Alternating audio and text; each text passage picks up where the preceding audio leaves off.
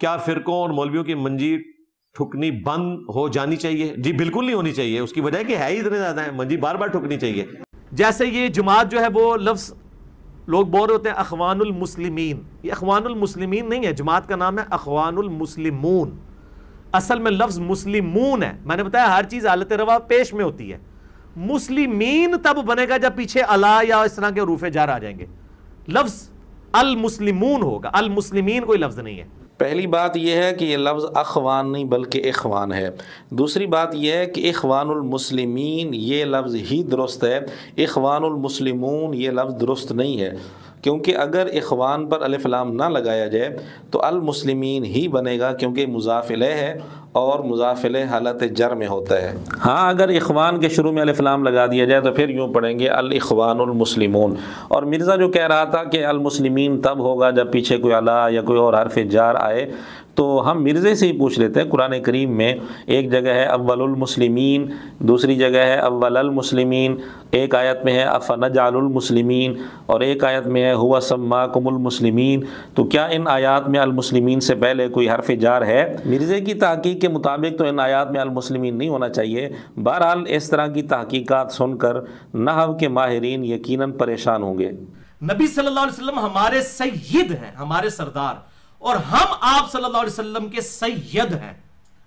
اب یہ زبر اور زیر سے کتنا فرق پڑتا ہے؟ پہلے تو اس کو سمجھ لیں، سیدینا لفظ ہے، یہ سید کہتے ہیں غلام کو، ہم نبی صلی اللہ علیہ وآلہ وسلم کے سید ہیں اور آپ ہمارے سید ہیں۔ مرشد کہتے ہیں جس کو ہدایت دی جائے، ہم آپ صلی اللہ علیہ وآلہ وسلم کے مرشد ہیں اور آپ صلی اللہ علیہ وآلہ وسلم ہمارے مرشد ہیں۔ زبر اور زیر سے کتنا فرق ہے؟ زبر اور زیر سے فرق تو پڑتا ہے، لیکن یہ فرق ہر جگہ نہیں چلا کرتا۔ مرشد اور مرشد پر قیاس کر کے مرزے نے کہا کہ سید اور سید میں بھی ایسے ہی فرق ہے، حالانکہ عربی لغت کے اندر لفظ سید یعنی یا پر زبر، یا پر فتح، سید اس لفظ کا عربی لغت کے اندر سرے سے وجود ہی نہیں ہے۔ اس کو مرشد اور مرشد پر قیاس کر کے نہیں بنا سکتے، کیونکہ وہ گردان اور ہے، یہ گردان اور ہے۔ تو بہرحال مرزا کی یہ تحقیق سن کر لغت کے ماہرین یقیناً سر پکڑ کر بیٹھ جائیں گے۔ کلائی یہ ہوگی، یہ کف ہے، یہ تین چیزیں ہوگی، سمجھ لیں۔ رس کہتے ہیں یہاں سے لے کے یہاں تک، کلائی تک، کلائی کو کہتے ہیں کف عربی میں۔ نبی علیہ السلام نے اپنا دایاں ہاتھ بائیں رزق کہتے ہیں اس انگلی سے لے کے کف تک کو، کف عربی کا لفظ ہے، رزق کف اور ساعد پر رکھا۔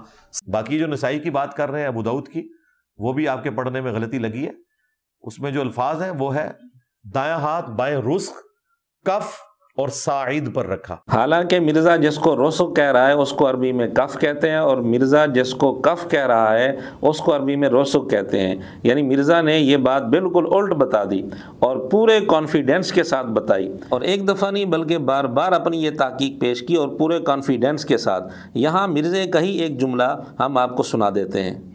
یعنی ایک غریب اتو بدتمیز، ایک جاہل اتو کانفیڈنس لیول آسمانہ تے ہے، یعنی جہالت کے باوجود کانفیڈنس لیول ہے۔ مرزے کا یہ ڈائیلاگ جتنا خود مرزے پر سچا آتا ہے شاید ہی کسی پر سچا آتا ہو۔ اور کلائی سے لے کے کونی تک اس کو ساد کہتے ہیں، اور اس پورے کو زرہ کہتے ہیں۔ پرانے زمانے میں جنگوں میں لڑنے کے لیے بھی زرہ پہنی جاتی تھی نا۔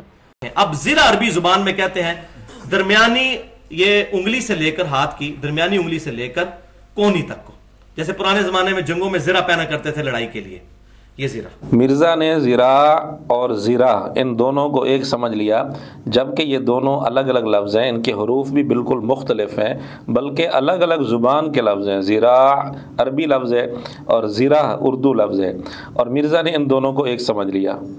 الحمدللہ رب العالمین، ایبسولوٹلی پڑھیں گے تو ہم رب العالمین پڑھتے ہیں، اور رسول اللہ صلی اللہ علیہ وآلہ وسلم کے لیے رحمت للعالمین، آیت کے اندر آیا رحمت للعالمین، چونکہ عربی لنگوسٹک کا اسلوب ہے، ما آیا ہے پھر اللہ، تو وہ دو پیش جو ہے وہ زبر میں کنورٹ ہو گئی۔ واہ مرزا واہ، کیا اصول بتایا کہ ما ہے پھر اللہ ہے تو اس لیے دو پیش دو زبر سے کنورٹ ہو گئی، کمال کر دیا۔ ناوی سر پکڑ کر بیٹھ جائیں گے کہ ایسا ضابطہ تو ہم نے آج تک پڑھا ہی نہیں ہے، ایسا اصول تو ہمیں آج تک کسی کتاب میں ملا ہی نہیں ہے۔ قرآن کریم میں ایک جگہ ہے وما محمد الا رسول، اور ایک جگہ ہے مل مسیح ابن مریم الا رسول۔ اب ان دونوں آیات میں ما بھی ہے پھر اللہ بھی ہے، تو مرزے کے اصول کے مطابق تو اللہ رسول نہیں ہونا چاہیے، اللہ رسولن ہونا چاہیے۔ اصل میں وما ارسلناک الا رحمتا للعالمین، اس آیت میں رحمتن جو منصوب ہے اس پر جو دو زبر ہیں یہ منصوب ہے مفعول لہو ہونے کی وجہ سے یا حال ہونے کی وجہ سے۔ اب مرزا ان اصطلاحات کو پڑھے تو اس کو پتہ چلے۔ ابھی بھی آپ دیکھ لیں کہ کتنے لوگ ہیں جنہوں نے دین کے بارے میں بولنا شروع کر دیا اور ان کو دین کے بارے میں علم کوئی نہیں ہے، اور کتنے کتنے بڑے مسئلوں میں انہوں نے ٹانگ اڑائی ہوئی ہے۔ بس یہی بات ہم کرتے ہیں کہ مرزا کم از کم اپنے اس نصیحت پر عمل کر لے کہ جس چیز کا پتہ نہ ہو اس میں ٹانگ اڑانے کی کوشش نہ کرے۔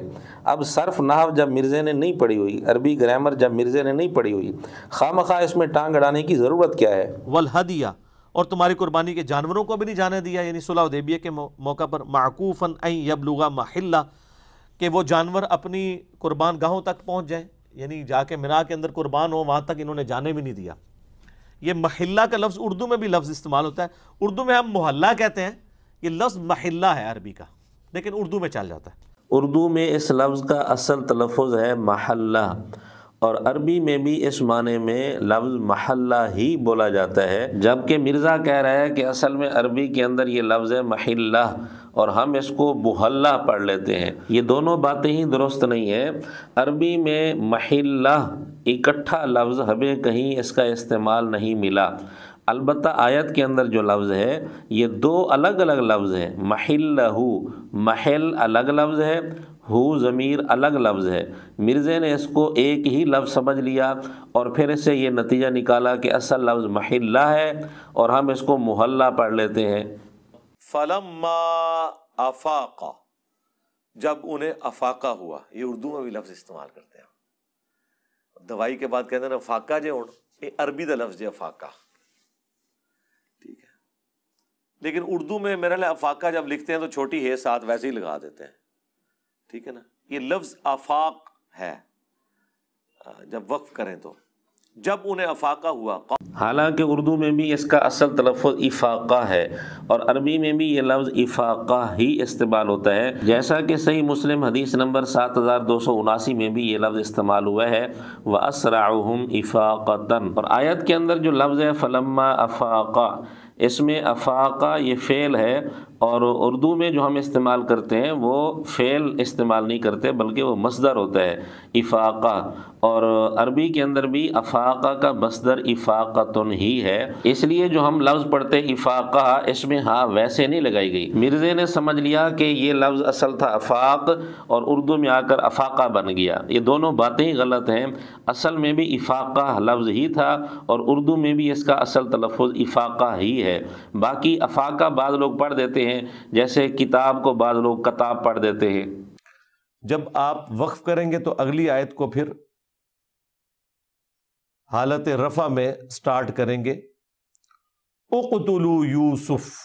واہ مرزا واہ، اقتلوا یوسف، حمزہ پر جو پیش ہے مرزا نے اس کو کہا کہ یہ حالت رفع ہے۔ اس تحقیق کا نحویوں کو آج تک پتہ نہ چل سکا، نحوی بیچارے یہ سمجھتے رہے کہ حالت رفع صرف آخر میں ہوتی ہے، یہ تو مرزے نے بتایا کہ حالت رفع شروع میں بھی آ جاتی ہے۔ اس اللہ کے بندے نے ہر پیش کو حالت رفع سمجھنا شروع کر دیا، حالانکہ ایسی بات نہیں ہے۔ بہرحال مرزے کی یہ تحقیقات سن کر نحو پڑھنے والے بچے یقیناً پریشان ہوں گے اور کانوں کو ہاتھ لگائیں گے۔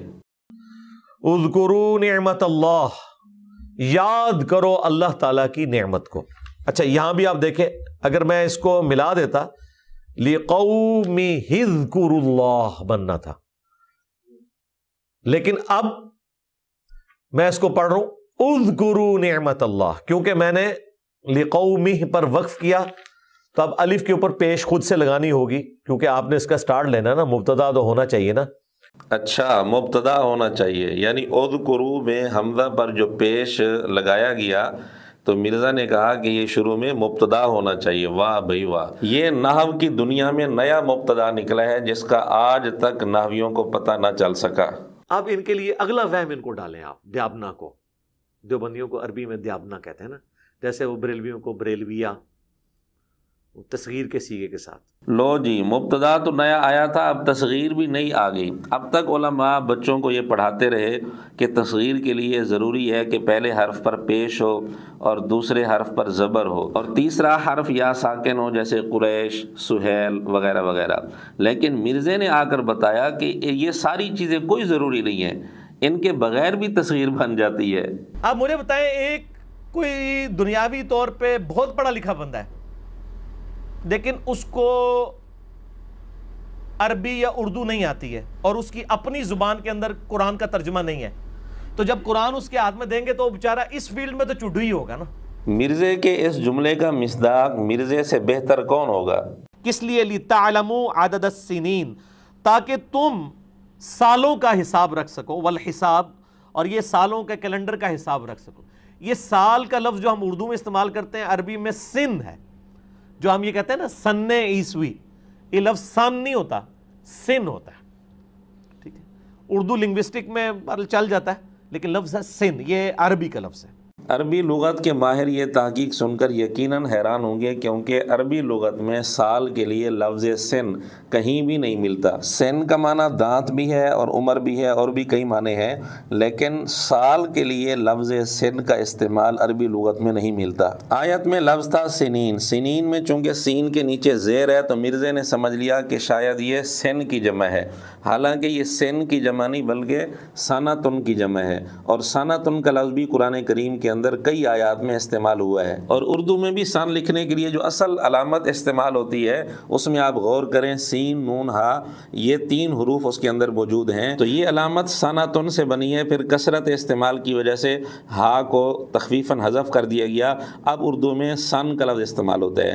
بہرحال سال کے لیے سن کوئی لفظ نہیں ہے جو مرزا اپنی تحقیق میں پیش کر رہا ہے، اس لیے سن 1947 تو درست بن سکتا ہے لیکن سن 1947 کسی بھی اعتبار سے یہ لفظ درست نہیں بن سکتا۔ کہ بخاری مسلم دونوں میں حدیث ہے کہ نبی علیہ السلام نے رات کو سوتے وقت دعا تعلیم کی ہے، اللہم بسمک اموت و احیا، اللہم بسمک اموت و احیا، دونوں الفاظ ثابت ہیں۔ ابتدائی صرف نہ پڑھنے والے کسی بچے سے ہی پوچھ لیا جائے، وہ بھی بتا دے گا کہ بسم کا یہ لفظ ہی درست ہے، بے اسم کا یہ لفظ درست نہیں ہے، کیونکہ یہاں حمزہ وصلی ہے اور درمیانے کلام میں حمزہ وصلی کو نہیں پڑھا جاتا، جیسے بسم اللہ۔ اب بسم اللہ کو بے اسم اللہ نہیں پڑھ سکتے، حمزہ وصلی کو درمیانے کلام میں نہیں پڑھا جاتا، جیسے اعوذ باللہ، اس میں لفظ اللہ کے شروع میں حمزہ وصلی ہے، اب اس کو اعوذ باللہ ہی پڑھیں گے، اعوذ باللہ نہیں پڑھ سکتے۔ شاید مرزا نے کہیں دیکھا ہوگا کسی کاتب یا کمپوزر کی غلطی کی وجہ سے حمزہ وصلی کے نیچے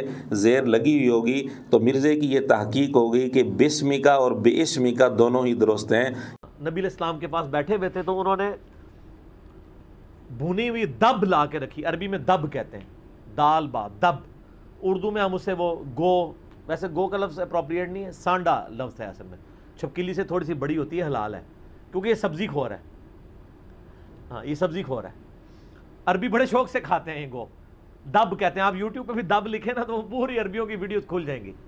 گو ہو یا سانڈا کے لیے لفظ دب استعمال نہیں ہوتا، یعنی دال با یہ لفظ استعمال نہیں ہوتا، وب استعمال ہوتا ہے، یعنی واد با۔ وہ دوسری جو آج کل یہ سیلم گیر بن دی ہیں کہڑی ہیں وہ پھوڑ جنہوں کہتے ہیں، ہاں دب عربی میں لفظ دب ہے، یہ عربی لفظ دب کا ہے، دب عربی میں کہتے ہیں گھاس کو، یہ عربی کا لفظ ہے، قرآن میں بھی آیا یہ لفظ دب، ٹھیک ہے نا۔ دب کا معنی گھاس عربی لغت کے اندر کہاں لکھا ہے اور یہ لفظ قرآن کریم کی کس آیت میں ہے؟ یہ لفظ ہے فلسطین، ویسے بولنے میں فلسطین بھی لوگ بول دیتے ہیں، فا کے اوپر زبر ہے، لام کے نیچے زیر ہے، فلسطین، اسی لیے اس کے انگلش میں جو سپیلنگ ہے پیلسٹائن ہے، پی کے بعد اے آتا ہے، یعنی فا کے اوپر زبر لگے گا۔ مرزے کی یہ تحقیق بھی بالکل الٹی ہے، اصل تلفظ ہے فلسطین، جیسا کہ لسان العرب میں آپ دیکھ رہے ہیں، اور مرزے نے جو تحقیق پیش کی ہے کہ یہ فلسطین لفظ ہے، یعنی فا پر زبر اور لام کے نیچے زیر، یہ تحقیق یقیناً لغت کے ماہرین کے لیے تشویش اور حیرانی کا باعث بنے گی۔ اچھا، یہ لفظ لوگ صحابہ بولتے ہیں، صحابہ لفظ نہیں، لفظ صحابہ ہے، سواد کے نیچے زیر ہے۔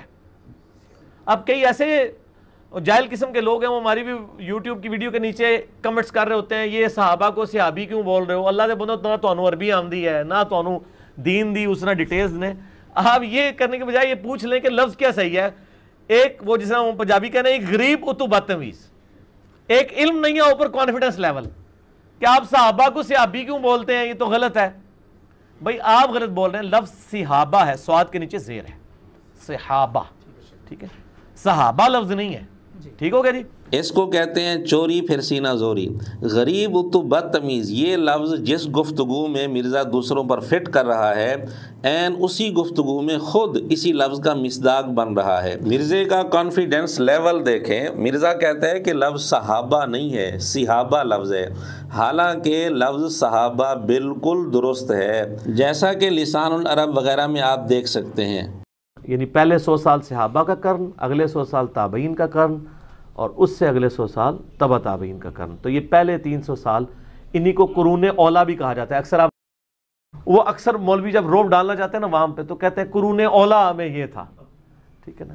ان کو اگر پوچھ لیں قرون اولا کون سا ہے، اس کی ڈیفینیشن کس بخاری مسلم کی حدیث سے آتی ہے، تو آپ کو پتہ چل جائے گا کہ کتنا ان کو پتہ ہوتا ہے۔ ہم نے آپ کو آج ایک ایک چیز کھول کے بتا دی، ٹھیک ہو گیا، اللہ کے فضل سے۔ اچھا، ایک ایک چیز کھول کر بتا دی۔ پہلی بات تو یہ ہے کہ یہ لفظ قرون اولا نہیں بلکہ قرون اولا لفظ ہے۔ مرزا نے بار بار قرون اولا لفظ پڑھا۔ عجیب بات ہے کہ جہاں اولا پڑھنا ہوتا ہے وہاں مرزا اولا پڑھتا ہے، اور جہاں اولا پڑھنا ہوتا ہے وہاں اولا پڑھتا ہے۔ کہ اگر کافروں سے یہ کہا جا رہا ہے کہ تم نبی اسلام کی رشتہ داری کی وجہ سے، دین اگرچہ ڈیفرنٹ ہے، ایٹ لیسٹ خون کے رشتے کا خیال رکھو، تو مسلمانوں سے تو بدرجہ اولا ڈیمانڈ کی جائے گی کہ یہ تو تمہارے پروفٹ ہیں۔ یہاں بدرجہ اولا پڑھنا تھا، مرزا نے بدرجہ اولا پڑھا۔ بہرحال ایک تو بات یہ ہے کہ قرون اولا لفظ نہیں بلکہ قرون اولا لفظ ہے، اور دوسری بات یہ ہے کہ مرزا نے کہا کہ صحابہ کا زمانہ 100 سال، پھر تابعین کا زمانہ 100 سال، تبع تابعین کا زمانہ 100 سال، تو خیر القرون کو 300 سال تک مرزا نے پھیلا دیا۔ صحابہ کا زمانہ تو 100 سال ہے کیونکہ آخری صحابی 110 ہجری میں فوت ہوئے ہیں، لیکن تابعین کا زمانہ 100 سال نہیں ہے، تبع تابعین کا زمانہ بھی 100 سال نہیں ہے، بلکہ فتح الباری میں لکھا ہے کہ اس پر اتفاق ہے کہ 220 ہجری کے بعد کسی تبع تابعی کا زندہ رہنا یہ ثابت نہیں ہے۔ تو خیر القرون 220 تک تھا، مرزا نے اس کو 300 تک پہنچا دیا، اور طنز کر رہا ہے مولویوں پر کہ مولویوں کو پتہ نہیں ہوتا۔ اچھا، آپ یہ دیکھ رہے ہیں کہ نوح المرسلین، یہ چھوٹی سی نون نیچے پڑی ہوئی ہے۔ یہ عموماً مختلف جگہ پر قرآن حکیم میں چھوٹی سی نون آتی ہے، کہیں پر اس کے نیچے زیر ہوتی ہے، کہیں پہ پیش، کہیں پہ زبر، تو وہ ڈیپینڈ کر رہا ہوتا ہے کہ اس کے ساتھ جو ایڈجیسنٹ ورڈ ہے اس کے اوپر۔ جس چھوٹی نون کی مرزا بات کر رہا ہے اس کے نیچے زیر تو ہم نے دیکھی ہے، زبر اور پیش ہم نے تو قرآن کریم میں کہیں نہیں دیکھی۔ اگر مرزا کے شاگردوں کو اس چھوٹی نون پر زبر یا پیش ملے تو ہمیں نشاندہی کر دیں تاکہ ہمیں پتہ تو چلے کہ اس پر زبر اور پیش بھی آتا ہے۔ میری بیٹی کا نام نالین فاطمہ ہے، لوگ کہتے ہیں ٹھیک نہیں ہے۔ نالین تو ویسے جوتیوں کو کہتے ہیں، نالین ہے بھی جمع ہے، 2 جوتیاں۔ مرزا نے مانا بھی کیا 2 جوتیاں، پھر بھی کہتا ہے کہ یہ جمع ہے، جبکہ یہ جمع نہیں ہے بلکہ یہ تثنیہ کا صیغہ ہے۔ جو اس چیز کی نشانی ہوتی تھی کہ یہ اللہ کی راہ کا جانور ہے، تو یہ نبی علیہ السلام اپنے مبارک ہاتھوں سے اس کو قلائدہ کہا جاتا ہے عربی کے اندر۔ قرآن میں بھی اس کا ذکر موجود ہے کہ جو ایسے جانور ہیں جن کے گلوں میں پٹے پڑے ہوئے ہیں۔ یہ لفظ ہے قلائد جو جمع ہے قلادہ کی، مرزا نے اس کو قلائدہ پڑھا، یعنی مفرد اور جمع کو مکس کر دیا۔ ہم کیا کہتے ہیں؟ شیخ المشائخ، استاذ الاستاذہ، یہ لفظ ہے استاذ الاساتذہ، مرزا نے اس کو پڑھا استاذہ، یہاں بھی واحد اور جمع کو مکس کر دیا۔ وَامْسَحُوا بِرُؤُوسِكُمْ، اور مسح کرو اپنے سروں کا، وَأَرْجُلَكُمْ إِلَى الْكَعْبَيْنِ، اور اپنے پاؤں کو بھی ٹخنوں تک۔ اب یہ ہے جو سنی شیعہ کنفلکٹ ہے۔ اہل تشیع کا موقف یہ ہے کہ اور پاؤں بھی ٹخنوں تک کی ضمیر لوٹتی ہے وَامْسَحُوا کی طرف، کہ مسح کرو سروں کا اور پاؤں کا ٹخنوں تک۔ اہل سنت یہ کہتے ہیں کہ یہ ضمیر لوٹتی ہے پچھلی طرف۔ واہ مرزا جی واہ، مسئلہ تھا عطف کا کہ عطف کس پر ہے، اور مرزا نے بحث چھیڑ دی ضمیر کی کہ ضمیر کس طرف لوٹ رہی ہے۔ کیا بات ہے! قرآن کریم میں ہے حَتَّى اِذَا اسْتَيْأَسَ الرُّسُلُ وَظَنُّوا أَنَّهُمْ قَدْ كُذِبُوا۔ اس پر بات کرتے ہوئے مرزا نے کیا تحقیق پیش کی ہے وہ بھی سن لیں۔ یہاں پہ جو مایوسی والا معاملہ ہے، مایوسی سے مراد یہ نہیں کہ وہ والی مایوسی ہے جو کفر ہو، یعنی مایوسی کی ضمیر کو اگر آپ لوٹائیں منکرین کی طرف تو معاملہ بالکل سیدھا ہے۔ اگر پیغمبروں کی طرف بھی لوٹانی ہے تو یہ ان معنوں میں ہے کہ جب غم کی کیفیت ان کے اوپر ہو گئی۔ اب یہ پتہ نہیں کوئی نئی ضمیر نکل آئی ہے، مایوسی کی ضمیر ادھر لوٹائیں ادھر لوٹائیں۔ اِذَا اسْتَيْأَسَ الرُّسُلُ، استیأسا، اس کے اندر تو ضمیر ہے ہی نہیں سرے سے، اس کا فاعل تو آگے موجود ہے الرسل، اس کے اندر تو ضمیر ہی نہیں تھی۔ اصل مسئلہ یہ تھا کہ وَظَنُّوا، اس لفظ کے اندر جو ضمیر ہے یہ کس طرف لوٹ رہی ہے؟ کافروں کی طرف لوٹ رہی ہے یا رسولوں کی طرف لوٹ رہی ہے؟ بات اس کی تھی، لیکن مرزا بار بار کہتا رہا مایوسی کی ضمیر، مایوسی کی ضمیر۔ ہم مرزے کی ہی بات مرزے کو دوبارہ یاد کرانا چاہتے ہیں کہ جس چیز کا پتہ نہ ہو اس میں ٹانگ اڑانے کی کوشش نہیں کرنی چاہیے۔ سورہ یوسف میں ہے قال معاذ اللہ انہ ربی، اس پر بات کرتے ہوئے مرزا نے جو کہا پہلے وہ سن لیں۔ لیکن اکثر جو ترجمہ کرنے والے ہیں انہوں نے ربی کی ضمیر لوٹائی ہے اس کے خاوند کی طرف، اس عورت کے خاوند کی طرف جو کہ یوسف علیہ السلام کا مالک بھی تھا۔ یہاں بھی مسئلہ یہ نہیں ہے کہ ضمیر کس طرف لوٹ رہی ہے، یہاں مسئلہ یہ تھا کہ لفظ رب کا مصداق کون ہے، اللہ تعالیٰ یا عزیز مصر۔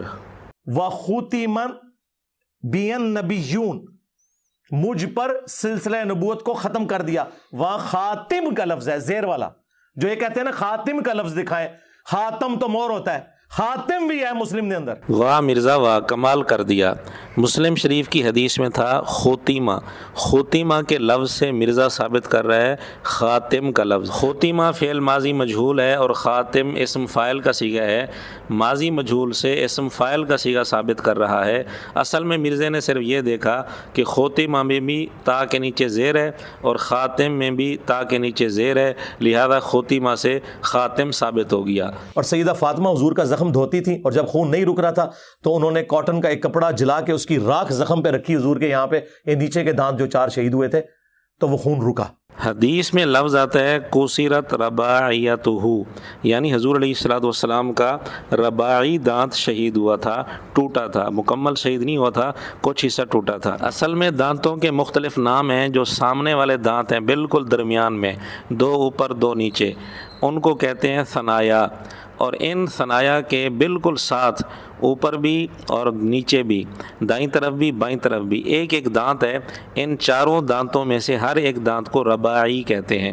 حضور علیہ الصلوۃ والسلام کا ان رباعی دانتوں میں سے ایک رباعی دانت ٹوٹا تھا۔ اصل میں 40 کا معنی 4 ہے اور رباعی کا لفظ اس سے ملتا جلتا ہے، تو اس سے مرزا نے اندازہ لگا کر یہ کہہ دیا ہوگا کہ حضور علیہ الصلوۃ والسلام کے 4 دانت شہید ہوئے، اور تعین بھی کر دی کہ نیچے کے 4 دانت، حالانکہ رباعی دانت جو ہیں وہ اکٹھے ہیں ہی نہیں، 4 دانت الگ الگ جگہ پر ہیں۔ اور مرزا یہ بات درجنوں دفعہ کر چکا ہے کہ حضور علیہ الصلوۃ والسلام کے 4 دانت شہید ہوئے، حالانکہ 4 دانت نہیں بلکہ ایک دانت شہید ہوا تھا اور اس کا بھی کچھ حصہ، اور اس دانت کا نام ہے رباعی۔ بخاری مسلم کے اردو تراجم میں آپ دیکھیں تو وہاں بھی یہی معنی ملے گا کہ ایک رباعی دانت حضور علیہ الصلوۃ والسلام کا شہید ہوا تھا۔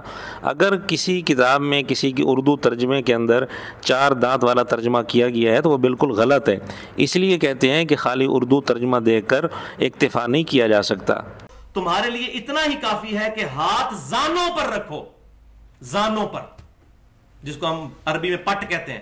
اب اس پر ہم کیا تبصرہ کریں؟ بہرحال آخر میں ہم مرزے کا ایک اور دعویٰ آپ کو سنانا چاہتے ہیں۔ جو زبان سے قتال کرے وہ مومن ہے، جیسے میں قتال کر رہا ہوں زبان سے، قتال کے لیے ضروری نہیں ہاتھ ہو، دیکھیں نا کیسا قتال ہے، زبان سے ہی سارے علماء ذبح ہو گئے ہیں۔ آپ کو یہ علمی لاشیں ان کی نظر نہیں آ رہی ہیں، چلتے پھرتے مردے ہیں، یہ کہتے ہیں نا، کوئی بندہ کہتا ہے زیادہ غم لگ جائے، کہتے ہیں زندہ لاش ہے، تو یہ سارے فرقوں کے علماء زندہ لاشیں بنی ہوئی ہیں، کیونکہ یہ زبان سے ان کے ساتھ قتال کیا ہم نے۔ علماء پر تبصرہ کرنے کی بجائے فی الحال ہم نے اس کلپ میں 25 سے زیادہ مرزے کی علمی لاشیں جو پیش کی ہیں صرف اس ایک کلپ میں، پہلے ان کو سنبھال لیں، علماء پر تبصرہ بعد میں کرنا۔